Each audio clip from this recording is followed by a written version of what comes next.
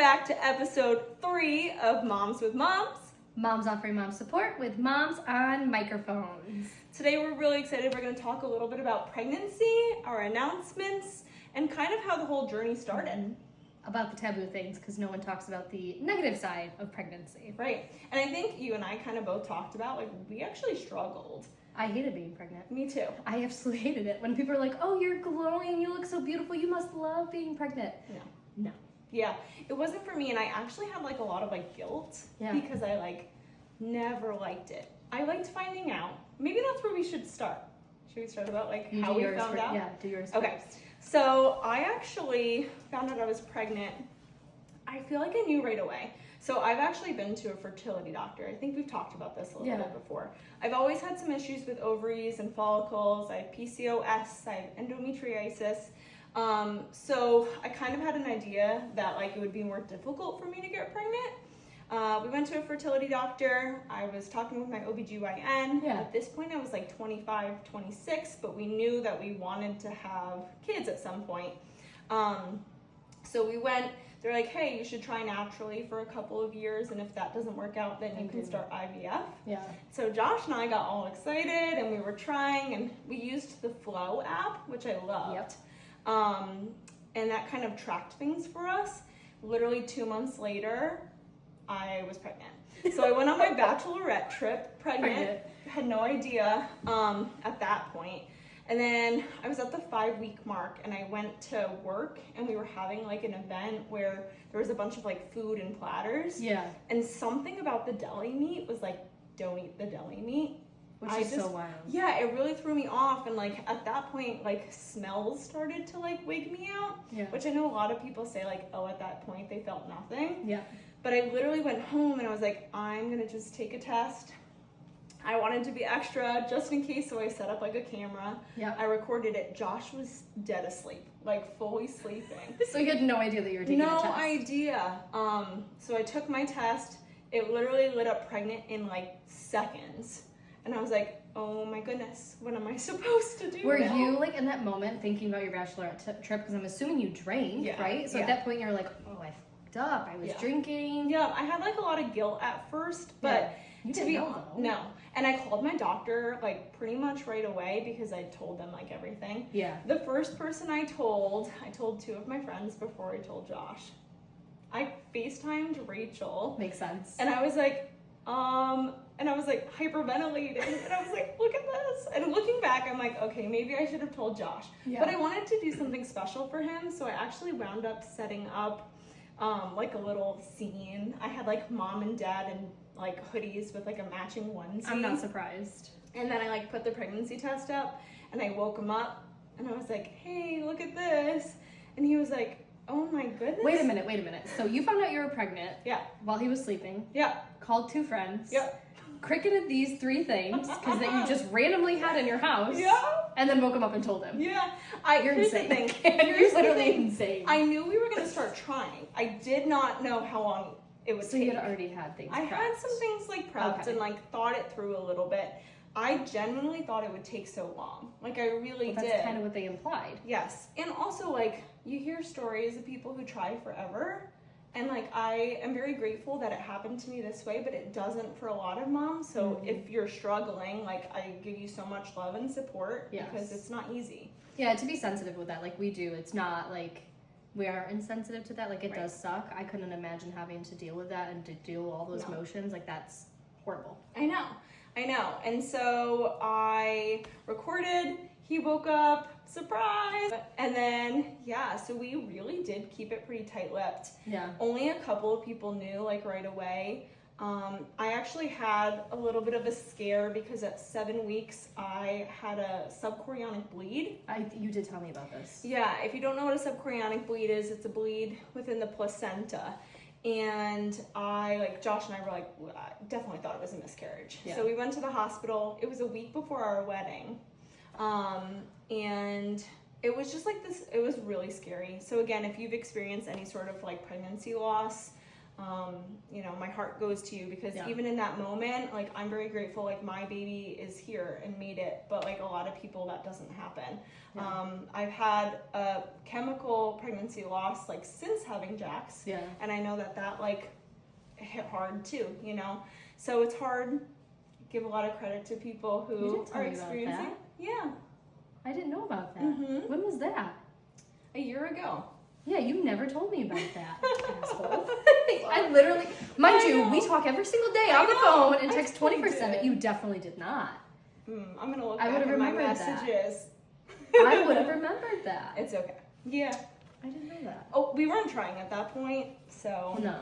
But not fun. So even with the bleed, like, you know, it just was hard. And I think that kind of having that I was just about 7 weeks, almost 8 weeks at that point. I think that is kind of what set a negative trigger toward having just a stressful pregnancy. Because I had to be extra careful. I was considered high risk, so we actually had to cancel our honeymoon trip that we were planning. They didn't want me to fly at all. I couldn't dance that much at my wedding. And nobody really knew you were pregnant, right? No. Only slots of people knew that you were pregnant. Yeah, we kept it pretty, like, close to heart, just because, especially that reason, I was like, if I lose this baby, who do I want to know? And I know people, like, decide to tell people right away, because then you have the support if you do. It's just something Josh and I But I also, like, the same my side, like, I wouldn't want people knowing, because I feel like that's, now I have to re-trauma myself and re-trigger myself of, like, telling more people that, like, hey, by the way, like, I lost a baby. And that's almost worse to have to tell so many people. Yep. And I was, like, super nauseous. My first whole trimester, I threw up almost every day. And then into my second trimester, too. So, yeah, I think pregnancy just in general, like, there were some exciting moments, obviously, like, finding out, telling your family and friends, planning for, like, the nursery and everything. But yeah, pregnancy was not my favorite. So, like, looking back, you know, it even kind of triggers me thinking about it now. And it's, like, made us consider whether or not, like, we want a second too. If you, like, someone was a brand new mom, worried about being pregnant and, like, not saying the real things, what are, like, the 3 things you would want that mom to know sucks in pregnancy, but is something that's going to happen because it happened to you? Yeah, I would say just, like, that mom guilt feeling. Because I would actually get ready to go to the doctors for ultrasounds and have, like, full-blown panic attacks. And meanwhile, other people were, like, so excited to go hear the heartbeat or go hear, you know, find out how the baby's doing. And every single time I went, it was, like, anxiety. I'd break out in hives. I was always, like, shaking. I really had to hype myself up to go in. And then they would scan, and what they don't always tell you, the people who scan, like the ultrasound techs, most of the time they can't tell you if there's something wrong. They have to actually have the doctor. And that actually happened to me, one with the subchorionic bleed, and then multiple times after that. When I found out I was high risk, I got a high risk doctor. And Jax, before we knew he was Jax, I didn't even know if he was a boy or a girl. We actually kept that a secret. We found Kudos to her, but no. We found out when he was born, which was really nice. But he was what's called IUGR, so intrauterine growth restricted. Sometimes it's also called FGR, fetal growth restricted. And we found that out when he was, like, 32 weeks. And so when they were doing the ultrasound, like, I could just see on her face something was wrong. But she couldn't tell me, you know, and they don't mean to do it that way. But I was like, is the doctor going to come in? And she's like, yeah, I'm going to go grab him now. So do you feel like because of those experiences, it heightened the postpartum for you experience? Because I feel like you were already anxious while pregnant, so it kind of stayed with you throughout it. Yeah, because then when he was born, so that made me anxious for labor because they told us, oh, hey, like, he might come out and need NICU time, maybe have breathing issues, like, oh, there's a lot that comes along with it. I had my son at 38 weeks, you know, from an induction, and I think we do plan to talk about labor in the next couple of weeks, so I won't get into that too much. But I was anxious for that because it's like, what do I expect? And then I had him, and he was, you know, there with me, and then I was anxious because I was feeling like I went through these 9.5 months feeling anxious, then I had him feeling anxious, and now it's like, what can I do to make sure I always protect him and keep him safe? It's so funny that you say that, because I didn't say this to anybody. Actually, this is the first time I've talked about it. Is every night before I knew we were having an ultrasound, I would be nervous that I'm not going to hear a heartbeat. Something's going to happen, and I dreaded also going. Right. Because, I got chills now. Because thinking about, oh my God, what if I go in, and I would have freaking nightmares. And the insomnia obviously is terrible in pregnancy anyways, but every time we would go, I wouldn't hype myself up, but it would be like, okay, if something's wrong, I'm in the place where it's good for it to be wrong, but I was always nervous for bad news. Yeah. Which nobody talks about that either, like the fear of going into it when you aren't excited. Right. It wasn't that I didn't want to hear his heartbeat, it was that, what if I don't hear the heartbeat? Yeah, that's how I felt. Yeah. So that's really the main thing I would tell people. Yeah. Lean on people that you can trust. Yes. I know, like, we kind of talked about it, like, none of my friends had kids at this point. I had, like, 1 or 2 coworkers who had children. Yeah. So I, like, didn't even know how to explain to people how I was feeling. I just had everyone every day saying to me, like, oh, are you so excited? Oh, you're glowing like you mentioned, or how are you feeling? And I felt in that moment I had to lie. I was like, oh, I'm so excited, everything's great, when really, I'd say pretty much my entire pregnancy I would cry every day. Yes. I really did. It struggled. People talk a lot about postpartum depression. I don't think it's also talked a lot about prepartum depression. That's why I asked, because postpartum depression can start from the time that you're pregnant and you find out, and people don't realize that. So for those of you who don't know, I'm a maternal mental health certified therapist. So I struggled with my own, which we'll go into a whole segment on that. But so I did a lot of research before and after, and one of the biggest things was making sure you take care of yourself and noticing those things and being honest with your doctor, which again, you're like, maybe it's just normal or like whatever. Those things aren't normal. Yeah. And you really should talk to your doctor. And also, if you can and you're not in it, get into therapy. Because those conversations then can hopefully help you with your anxiety afterwards. Because postpartum anxiety starts from pregnancy. I didn't know that. I did have a therapist. Yes, the one you have now, right? Yeah. I've had her like 4 years. She's my bestie. Shout out to you. She's not my bestie. I know the difference. She is. Just different kind of bestie. Yes. And so, like, she was probably one of the only people I really told how I was feeling to. Yeah. I talked to Josh a little bit. Josh was in the military at this point, so I was. So he wasn't. He was here. He was in the National Guard, but he was in like an active unit, so he was gone a lot. He was gone for a few weeks at times, and so I was alone. And obviously, it wasn't his fault. No. But I think, to another thing people don't talk about a lot. And I'm not saying all fathers, and he's an amazing dad. Yes. I feel like women feel a connection to their baby when they're pregnant. I feel like dads don't until that baby's born. And again, I'm not saying every dad, but it's not as real. Yeah, it's not as real for them. And that's something Josh and I have talked about, and he said he felt comfortable with me sharing. Right, like he knew his wife was pregnant and he loved me and wanted to support me, but most of the time he didn't know how. And two, it didn't feel like the same for him. Well, and I think it's hard to express what you need, right? Yeah. So like we've talked about seconds. If I had a second, I know how to express what I would need now because I've already been through it. And I think that's important too, is like lean on your other moms that have either been a mom or who are also pregnant, because they'll be like, yeah, no, like you should talk to somebody about that, because that's not okay for you to be dealing with that by yourself. Yeah. And if you don't feel like you have anyone, that's actually the exact reason why we wanted to start this podcast. Yes. We're here for you. Obviously, a lot of the times we're just through a message, but we're both in the counseling field. Yep. You're certified. I'm a school counselor, so not the exact same, but there's resources out there. And if you're ever really struggling, 988 is an amazing number to know. And I will actually link, there is a hotline for mothers. It's basically like the suicide hotline, but when you're a mom, you don't always feel like you're suicidal, but you have these not so good thoughts. So there's also a 24/7 hotline, and it is for fathers too. So fathers can experience also similar symptoms, so it's for both, and I will link that probably in the comments or somewhere there, so that way it's more accessible than going through a whole video. Yeah, and I know we're talking about a lot of real things. But that's important. We need to. But I want to hear your story. Let's lighten it up.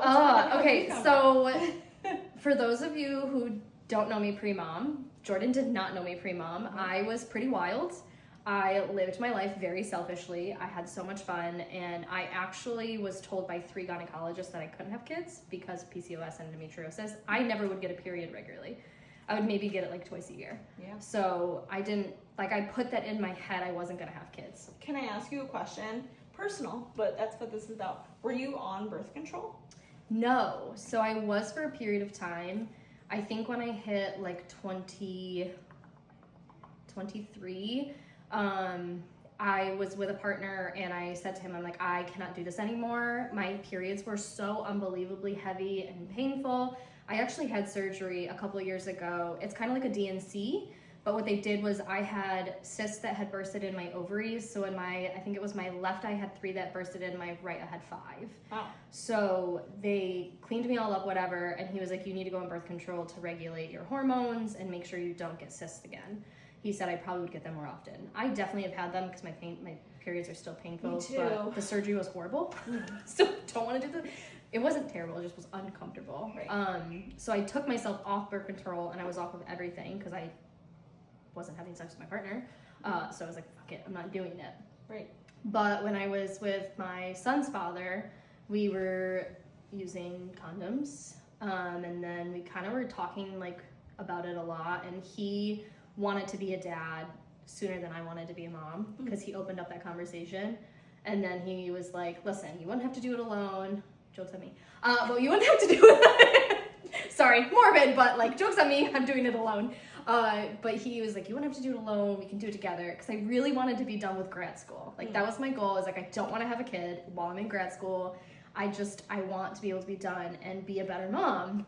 So one day we're just like, fuck it. And we were in the moment and we're like, if it happens, it happens. No big deal.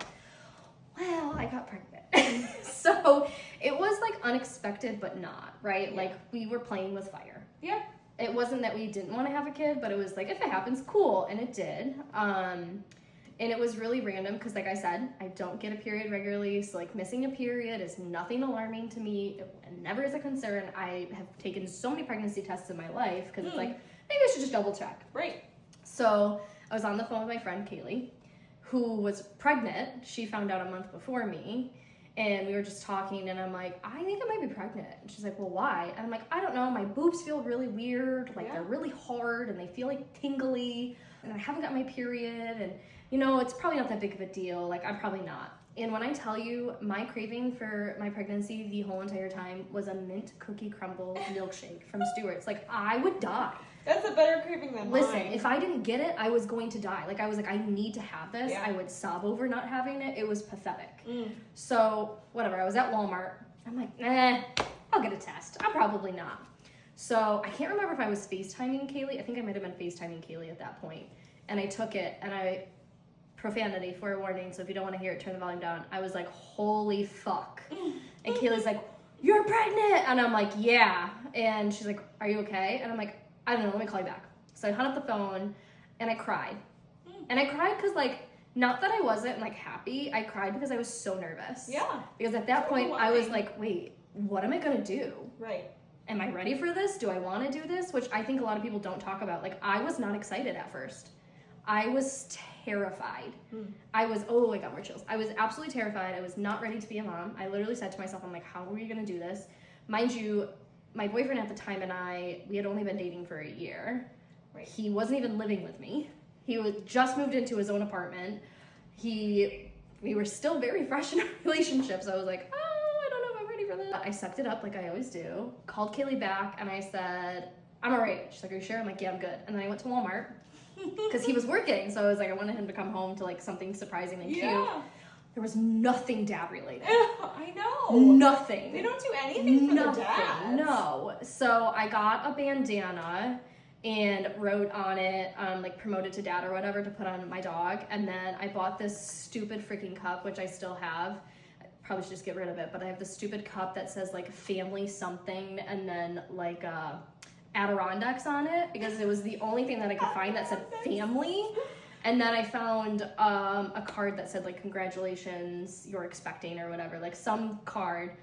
And I will say, like, that was a beautiful moment because Jimmy was phenomenal in that moment. He I thought he was going to be really pissed, but he was reading like Shadow's little bandana, and he's like, what does this say?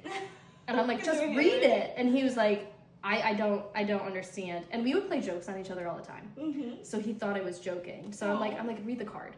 So he reads the card, and he's like, you're funny, because he saw I was recording. He's like, you're funny, you're joking. And I said, no, I'm serious. And like, that was a beautiful moment. Like, that is a moment that I will always share, because like, that was beautiful for us. He was so excited. He actually cried a little bit. So it was very exciting. We actually kept it very quiet. Mm-hmm. My mom never met him, so I didn't want to tell her. I didn't tell my dad. I think I told maybe like one other person for a while. So it was Kaylee, Jimmy. Oh, and then the next day, I was doing an internship with hospice. The next morning, the day after I found out I was pregnant, I had to wake up at like 7 a.m. to go to this internship, and it was all about death. Because it was, there's a camp that they do. I can't remember what it is off the top of my head. Camp, Aaron? Yes, Camp Aaron. Yeah. So I was volunteering for that.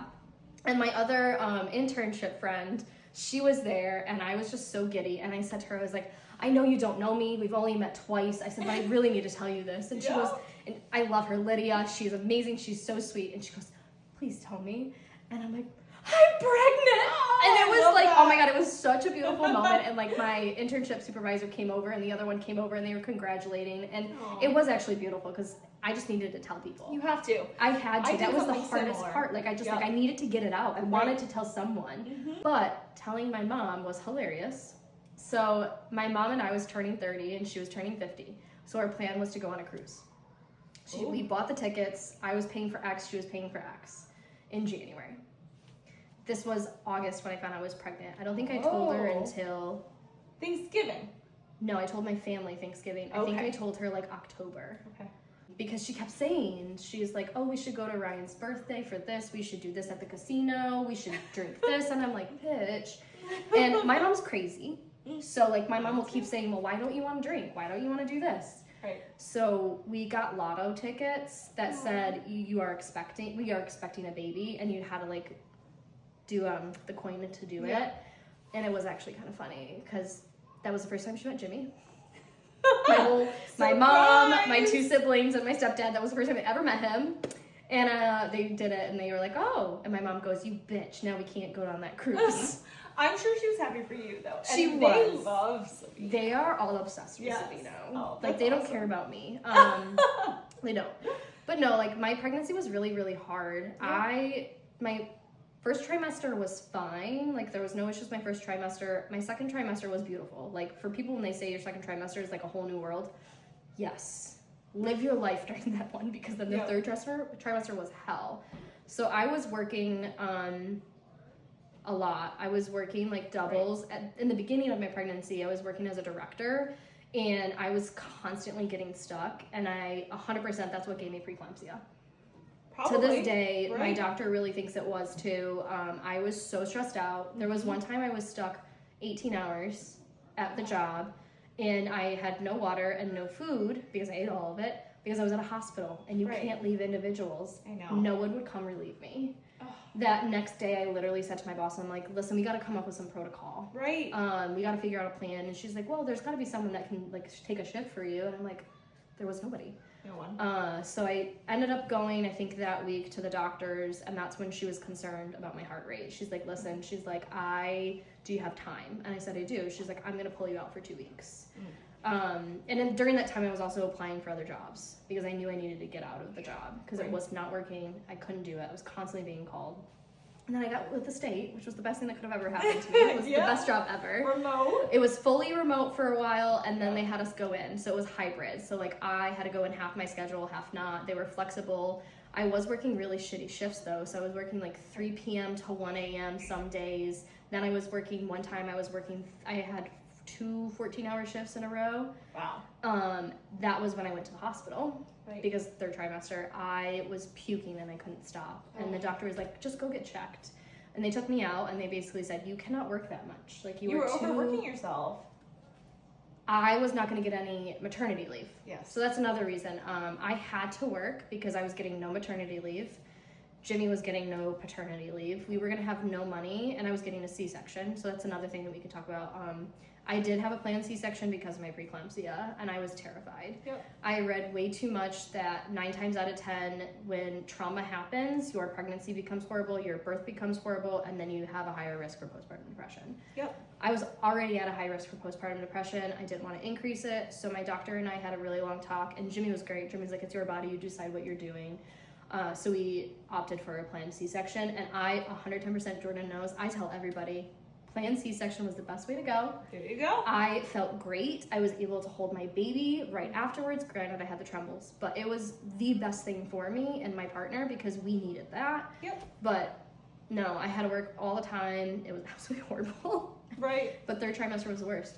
Yeah, 3rd trimester really stunk for me too. I was uncomfortable all the time. Yes. I never really got big because of the IUGR, so I felt like people would always be like, oh, you can't be that far along, and I'd be like, no, I'm due like in a month. Mm-hmm.